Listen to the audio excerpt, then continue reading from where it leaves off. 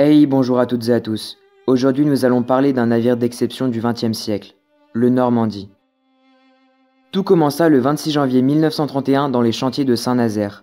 Le projet de construction qui a vu le jour à la fin des années 20 vise à donner à la France le plus gros, le plus flamboyant et le plus rapide des transatlantiques jamais construits jusqu'alors.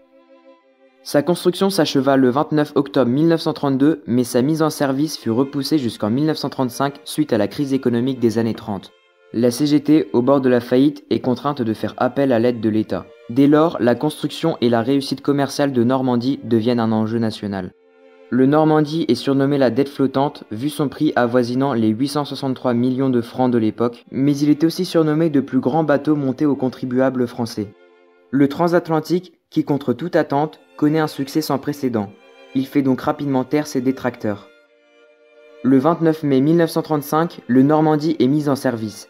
C'est le plus grand et le plus imposant paquebot au monde à cette époque. Le Normandie assurera la ligne Le Havre-New York jusqu'en 1939. Le Normandie est surmonté de 3 cheminées de forme aérodynamique dessinées par l'artiste Marin Marie. Le Normandie est aussi équipé de 29 chaudières alimentées au mazout fournissant une vapeur sous haute pression à des turbines turboélectriques d'une puissance de 160 000 chevaux. Ces turbines assurent la propulsion du navire et la fourniture d'énergie à bord. C'est un gigantesque hôtel flottant pouvant accueillir 458 passagers de 3e classe, 665 en classe tourisme et 878 privilégiés en première classe.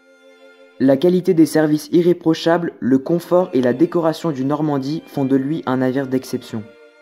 Les plus grands artistes français des années 1930 participent à l'aménagement raffiné de Normandie. Le Normandie est un navire mythique, il a séduit une clientèle richissime tant européenne qu'américaine attirée par un certain art de vivre à la française. Cette clientèle était prête à payer à prix d'or des séjours de rêve à bord d'un navire de luxe.